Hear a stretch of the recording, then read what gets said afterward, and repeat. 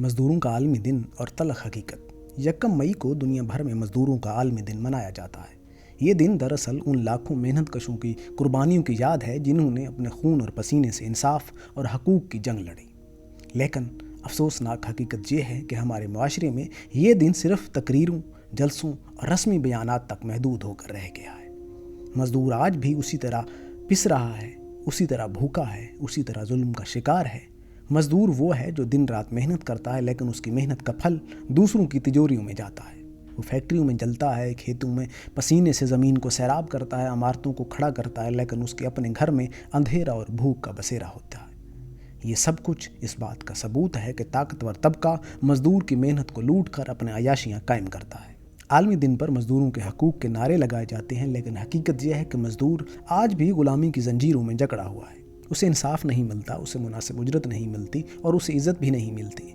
मज़दूर के खून से चलने वाली फैक्ट्रियाँ मालकान के लिए दौलत का समुंदर बनाती हैं, लेकिन मज़दूर के लिए सिर्फ गुर्बत और बीमारी छोड़ती हैं।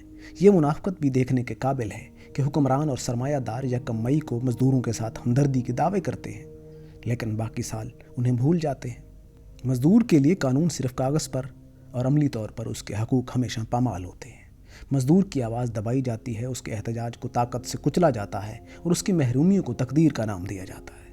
मज़दूर का आलमी दिन हमें ये याद दिलाता है कि असल तरक्की मज़दूर के बगैर मुमकिन नहीं है, लेकिन जब मज़दूर को उसकी मेहनत का हक़ नहीं दिया जाए, उसकी इज़्ज़त को रोन दिया जाए, तो ये दिन सिर्फ एक मजाक बन जाता है। ये दिन हमें शर्मिंदा करता है कि हमने इन कुर्बानियों को भुला दिया जिनकी वजह से ये दिन वजूद में आया। अब वक्त आ गया है कि मज़दूर की आवाज़ को दबाने की बजाय उसे ताकत दी जाए, उसके हकूक़ को कागज़ से निकाल कर हकीकत में बनाया जाए। अगर हमने मज़दूर को उसका हक़ ना दिया तो ये मुआशरा कभी तरक्की नहीं कर सकेगा।